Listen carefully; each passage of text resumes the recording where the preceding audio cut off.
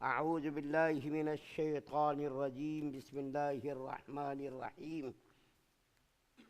ولقد جاءت رسلنا إبراهيم بالبشرى قالوا سلاما قال سلام فما لبث أن جاء بعجل حنيذ فلما رأى أيديهم لا تصل إليه نكرهم وأوجس منهم خيفة قالوا لا تخف إنا أرسلنا إلى قوم لوط وامرأته قائمة فضحكت فبشرناها بإسحاق ومن وراء إسحاق يعقوب قالت يا ويلتى أألد وأنا عجوز وهذا بعلي شيخا إن هذا لشيء عجيب قالوا أتعجبين من أمر الله رحمة الله وبركاته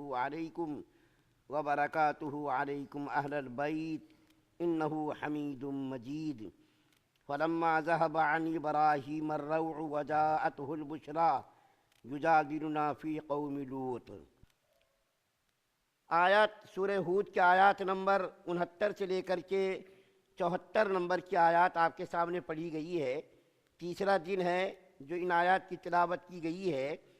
آپ کے سامنے کچھ مہمانی کے آداب بیان کیے گئے تھے۔ آج بھی انشاءاللہ مہمانی کے کچھ جو ان آیات سے احکام اور مسائل نکلتے ہیں ان کو بیان کروں گا۔ پہلے یہ بتا دوں کہ جو فرشتے انسانی شکل میں آئے تھے تو ان دونوں فرشتوں کے دو کام تھے۔ دو کاموں کی وجہ سے وہ فرشتے حضرت ابراہیم علیہ السلام کے پاس حاضر ہوئے تھے، اور دو کاموں میں سے ایک کام کا اس وقت ذکر کروں گا، دوسرے کام کا جس مقصد کے لیے آئے تھے فرشتے اس کا ذکر آگے خود آئے گا، اس لیے اس کا ذکر اس وقت نہیں کروں گا۔ پہلا کام یہ تھا کہ وہ فرشتے ابراہیم علیہ السلام کو بیٹے کی پیدائش کی خوشخبری سنانے کے لیے آئے تھے۔ آپ کو معلوم ہے کہ ابراہیم علیہ السلام کی دو بیویاں تھیں، ایک حضرت ہاجرہ رضی اللہ تعالی عنہ اور ایک حضرت سارہ رضی اللہ تعالی عنہ۔ یہ دونوں بیویاں حضرت ابراہیم علیہ السلام کی تھی، تو پہلی جو بیوی حضرت سارہ تھی ان کو کوئی اولاد نہیں ہوئی تھی، اور حضرت ہاجرہ کو ایک اولاد ہوئی جس کا نام حضرت اسماعیل ہے، جس کی قربانی دی گئی تھی۔ اللہ تعالیٰ نے اس کی قربانی کو قبول کیا، لیکن اس کی جگہ پر مینڈھا ذبح کیا گیا۔ جب ابراہیم علیہ السلام کی عمر 100 سال کی ہو گئی اور حضرت سارہ کی عمر 97 سال کی عمر ہو گئی، تو ان کے دل کے اندر بھی خواہش تھی، اور ہر عورت کی خواہش ہوتی ہے۔ شادی کے بعد سب سے بڑی خواہش عورت کی اور مرد کی یہ ہوتی ہے کہ جلد سے جلد ان کے گھر میں کوئی پھول کھلے، اس کی گود ہری بھری ہو۔ 2-4 سال اگر اولاد نہ ہو تو گھر کے لوگ افراد پریشان ہو جاتے۔ تو ظاہر بات ہے حضرت سارہ کو بھی خواہش تھی اولاد کی۔ 97 سال کی عمر میں اچانک یہ فرشتے نازل ہوئے، اور جب یہ فرشتے نازل ہوئے تو ابراہیم علیہ السلام کو معلوم نہیں تھا یہ فرشتے ہیں، تو انہوں نے بھنا ہوا بچھڑا لا کر کے پیش کیا۔ تو فرشتوں نے کہہ دیا کہ بھائی ہم لوگ فرشتے ہیں، ہم لوگ کھانے پینے سے پاک ہیں، ہم آپ کو 2 چیزوں کی خبر دینے آئے ہیں۔ ایک خبر تو یہ کہ آپ کو اولاد ہوگی، اور اولاد ہی نہیں ہوگی صرف، بلکہ اولاد کا نام بھی تجویز کیا گیا۔ اللہ تعالیٰ کی طرف سے اولاد کا نام بھی تجویز کیا گیا، اور اس کا نام کیا؟ اسحاق علیہ السلام۔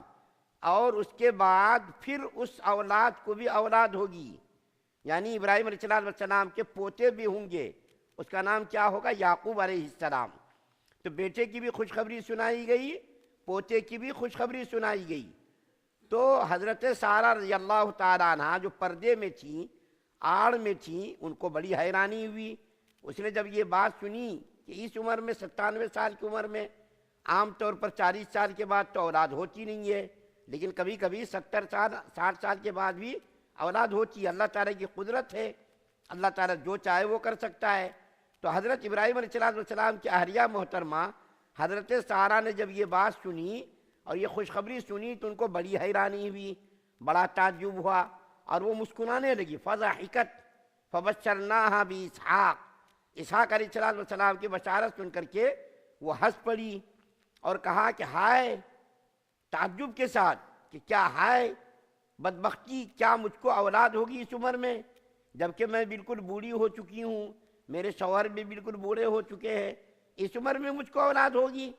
بڑی حیرانی کا اظہار کیا، تو فرشتے کہنے لگے کہ آپ ان چیزوں پر تعجب کیوں کرتے ہیں؟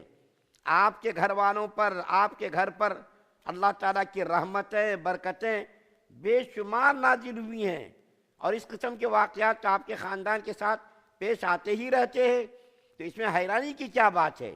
تو برقیب یہ سب بات ہو گئی، اور جب اطمینان ہو گیا تو حضرت ابراہیم علیہ السلام حضرت لوط علیہ السلام کے بارے میں جھگڑنے لگے، جس کا تذکرہ آگے آئے گا۔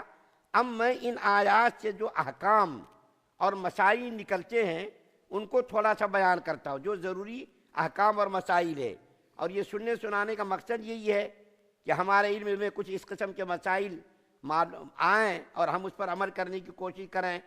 سب سے پہلا مسئلہ ان آیات میں جو پہلے بیان کیا گیا کہ وہ فرشتے آئے اور انہوں نے سلام کیا۔ سلام کا لفظ دیکھیے، قالو سلاما، صرف سلام کا لفظ ہے، السلام علیکم نہیں ہے۔ تو یہ جو یہاں کہا گیا سلام، اس سے معلوم یہ ہوا کہ جب کوئی مہمان آئے تو مہمانوں کو سلام میں سبقت کرنا چاہیے، اور سلام کا لفظ یہ سلام صرف اتنا نہیں ہے، قالو سلامہ جو کہا ہے تو صرف اتنا نہیں ہے، بلکہ محاورے میں ہماری زبان میں بھی اور ہمارے محاورے میں بھی کہا جاتا ہے کہ جب کوئی کسی کو سلام پہنچاتا ہے کیا کہتا ہے؟ فلاں آدمی نے آپ کو سلام کہا ہے، السلام علیکم نہیں کہتا، صرف کیا کہتا ہے؟ سلام کہا ہے۔ تو فرشتوں نے جو کہا تو اس سے مراد یہ نہیں کہ صرف انہوں نے کہا سلام، یہ نہیں کہا، بلکہ شریعت میں السلام علیکم یہ سلام کے الفاظ ہیں، اور سلام کے کرنے پر یہ احادیث کے اندر بڑے فضائل وارد ہوئے ہیں، اور قرآن کے اندر بھی ایک جگہ اللہ تعالیٰ فرماتے ہیں کہ جب تم کو کوئی سلام کرے تو سلام کا بہتر سے بہتر جواب دو۔ کیا مطلب ہوا؟ السلام علیکم اگر کسی نے کہا تو وعلیکم السلام ورحمۃ اللہ وبرکاتہ، یہ بہتر سلام ہے، اور اگر تم اتنا نہیں کر سکتے تو وعلیکم السلام ہی کہہ دو، لیکن الفاظ صحیح ہونے چاہیے۔ ہمارے موجودہ دور میں سلام کرنے کا جو طریقہ رائج ہے، تقریباً 80% سلام لوگ غلط کرتے، السلام علیکم السلام علیکم۔ بہت سارے لوگ تو زبان ہی نہیں حرکت دیتے، بس یوں کر دیتے، سر ہلا دیتے، یہ بالکل غلط ہے، اس پہ کوئی ثواب نہیں ہے۔ سلام کے اوپر ثواب جب ہے جب صحیح طریقے پر سلام کیا جائے، السلام علیکم صحیح الفاظ نکلنا چاہیے۔ اس کے بارے میں حدیث میں ہے، رسول اللہ صلی اللہ علیہ وسلم نے ارشاد فرمایا جب کوئی السلام علیکم کہتا ہے تو اس کے نام اعمال میں 10 نیکیاں لکھی جاتی ہیں، اور رحمت اللہ جب کہتا ہے 20 نیکیاں لکھی جاتی ہے، وبرکاتہ جب کوئی کہتا ہے تو 30 نیکیاں لکھی جاتی ہے۔ گویا کہ السلام علیکم ورحمۃ اللہ وبرکاتہ پر 30 نیکیاں ملیں گی۔ بعض صحابہ کرام کے واقعات میں لکھا ہے کہ وہ صرف بازار جاتے تھے سلام کرنے کے لیے، مسلمان ملیں گے زیادہ سے زیادہ سلام کریں گے، زیادہ سے زیادہ نیکیاں ملیں گی۔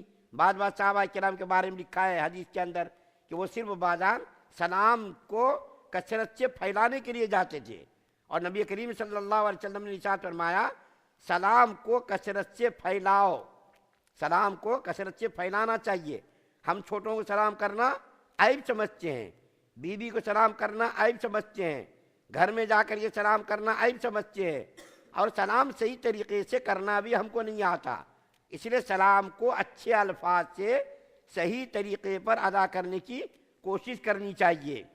دوسری بات اس سے یہ معلوم ہوتی ہے کہ جب کوئی مہمان حاضر ہو تو مہمان کے سامنے جو کچھ حاضر ہو گھر میں اس کو لا کر کے سامنے پیش کر دینا چاہیے۔ پتہ نہیں کس حال میں آیا ہے، کیسا بھوکا ہے، پیاسا ہے، کوئی شوگر کا مریض، کوئی ہارٹ کا مریض، کوئی بی پی کا مریض، کن حالات میں وہ بیچارہ آیا ہے۔ علماء نے لکھا ہے کہ جب کوئی مہمان آئے تو اس کو ایک تو بیت الخلا دکھلا دینا چاہیے، دوسرا یہ کہ جو کچھ گھر میں حاضر ہو وہ لا کر کے پیش کر دینا چاہیے۔ یو پی میں ابھی بھی، میں چونکہ رہا ہوں بہت سالوں تک اس لیے مجھ کو معلوم ہے، یو پی میں ابھی بھی یہ طریقہ بہت بہترین ہے کہ جب کوئی مہمان آتا ہے تو اس کے سامنے گڑ اور پانی لا کر کے رکھا جاتا ہے، اس کے بعد جو کچھ حاضر ہو لا کر کے پیش کر دینا چاہیے۔ اس کے بعد جو کچھ بھی اپنی حیثیت، اپنی طاقت اور اپنے پاس جو مناسب ہے اس کے بعد انتظام کرنا چاہیے۔ یہ نہیں کہ مہمان کو بٹھا دینا چاہیے، اس کے بعد بڑے انتظامات میں لگ گئے، وہ بیچارہ فاتحہ درود پڑھ رہا ہے، بھوک کے مارے پریشان ہے، ایسا کرنا بھی مناسب نہیں ہے۔ تو یہ مسئلہ معلوم ہوا۔ تیسرا مسئلہ یہ معلوم ہوا کہ مہمان کے سامنے کھانا رکھنے کے بعد اس کو دیکھتے رہنا چاہیے۔ دیکھتے رہنا چاہیے مطلب گھور گھور کے نہیں دیکھنا چاہیے، کیسا کھا رہا ہے، کتنے بڑے لقمے لے رہا، وہ نہیں دیکھنا ہے، بلکہ یہ دیکھنا ہے روٹی کم ہو گئی کیا، سالن کم ہے کیا، کس چیز کی ضرورت ہے، اس کی نگرانی کرتے رہنا چاہیے، دیکھتے نہیں رہنا چاہیے کیسا کھا رہا ہے۔ جیسا کہ آج کل شادیوں کے موقع پہ ہوتا ہے، ایک آدمی کھاتا ہے، ایک آدمی غور سے دیکھتا ہے، شرم والا آدمی، حیادار آدمی رہتا، اس کو بڑی الجھن ہوتی ہے، اس کو کھانے میں بڑی پریشانی ہوتی ہے۔ اس لیے بہت سارے لوگ دعوتوں میں بھی نہیں جاتے کہ ایک آدمی کھا رہا ہے، دوسرا آدمی پیچھے کھڑے ہو کر کے دیکھتا ہے کیسے لقمے لے رہا، کتنے بڑے بڑے لقمے لے رہا، کیسا کھا رہا، کتنا کھا رہا۔ یہ کسی بھی طریقے سے مہمانی کے آداب کے بالکل خلاف ہے۔ ہشام بن عبد الملک کا واقعہ ہے کہ ان کے دسترخوان پر ایک دیہاتی آدمی کھانا کھا رہا تھا، اتفاق سے اس کے کھانے میں ایک بال نظر آیا، تو ہشام بن عبد الملک بادشاہ تھا، اس نے مہمان سے کہا دیہاتی سے کہ تم جو لقمہ اٹھا رہے اس میں بال ہے۔ وہ دیہاتی آدمی بھی بڑا موڈی آدمی تھا، اس نے لقمہ رکھ دیا اور کہا کہ میں تمہارے دسترخوان پر کھانا نہیں کھاؤں گا، تم اس لائق نہیں ہو تمہارے دسترخوان پر کھانا کھایا جائے، تم گھور گھور کر کے مہمان کو دیکھتے ہو، اس لیے میں تمہارے دسترخوان پر کھانا نہیں کھاؤں گا۔ ارے بھائی میں تمہارے بھلائی کے لیے بول رہا ہوں کہ اس میں بال تھا، پیٹ میں جاتا نقصان ہوتا، نہیں تم نے مجھ کو غور سے کیوں دیکھا؟ وہ رکھ کر کے لقمہ چلا گیا وہاں سے۔ حضرت تھانوی رحمۃ اللہ علیہ کا واقعہ ہے، غالباً اعظم گڑھ گئے تو مہمان جب یہ کھانے کے لیے بیٹھے حضرت تھانوی، تو میزبان جو تھا وہ کہہ رہا تھا حضرت یہ بھی کھائیے، یہ بھی کھائیے، یہ بھی کھائیے۔ تو حضرت تھانوی رحمۃ اللہ علیہ بڑے اصول پسند تھے، انہوں نے کہا کہ دیکھو بھائی تمہارا کام کھانا رکھنا تھا، رکھ دیا تم نے، بس اب مجھ کو دکھ رہا ہے، میرے سامنے کھانا رکھا ہوا ہے، مجھ کو دکھ رہا، میں کھاؤں گا اپنی مرضی سے، اپنی پسند سے، زبردستی تم ٹھوس ٹھوس کر کے کیوں کھلا رہے ہو؟ تو اس سے یہ بھی معلوم ہوا کہ آداب مہمانی میں سے یہ بھی ادب ہے کہ مہمان کے کھانے کی نگرانی کرنا چاہیے، لیکن اس کو ٹک ٹک ٹک ٹک دیکھنا نہیں چاہیے۔ اس سے کیا رہتا ہے، بوجھ معلوم ہوتا، گرانی معلوم ہوتی ہے، اور مہمان جو اچھی طریقے سے کھا نہیں پاتا، اس لیے اس کو اس طریقے سے دیکھنا نہیں چاہیے، صرف نگرانی کرتے رہنا چاہیے۔ تو یہ جو ہے آداب ہے کہ سلام اچھی طریقے سے کرنا چاہیے، جو کچھ ماں حضر ہو حاضر کر دینا چاہیے، اور اس کے بعد پھر جو ہے مہمانوں کی نگرانی کرنا چاہیے۔ تو ان آیات سے بہت سارے مسائل مستنبط ہوتے ہیں، نکلتے ہیں، جس کو اس مختصر وقت میں بیان نہیں کیا جا سکتا، بہت بڑا لمبا چوڑا۔ میں کتاب کا مطالعہ کر رہا تھا تو کتاب میں باضابطہ اس کے سلسلے میں بہت سارے آداب لکھے گئے ہیں، جس کو میں اگر بیان کروں گا تو کئی دنوں تک بیان کیا جا سکتا، اس لیے جو ہے اس میں گنجائش نہیں ہے، آپ بھی اکتا جائیں گے کہ ارے ایک ہی مضمون کو بار بار بیان کرتے چلے جا رہے ہیں، بیان کرتے چلے جا رہے ہیں۔ اس لیے میں ان آیات کو یہی مکمل کرتا ہوں۔ اس کے بعد پھر حضرت لوط علیہ السلام، جس کا تذکرہ آگے کی آیات میں ہے، اور اس کو جو سزا دی گئی لوط علیہ السلام کی قوم کو، اتنی ہولناک سزا، اور وہ قوم جو ہے قوم لوط، جو بہت مشہور گناہ کے اندر قوم لوط مبتلا تھی، اس قوم لوط کا تذکرہ آگے کی آیات میں آئے گا۔ اللہ سے دعا ہے اللہ ہم سب کو سننے زیادہ عمل کی توفیق عطا فرمائے۔ سبحان اللہ و بحمدہ، سبحانک اللہم و بحمدک۔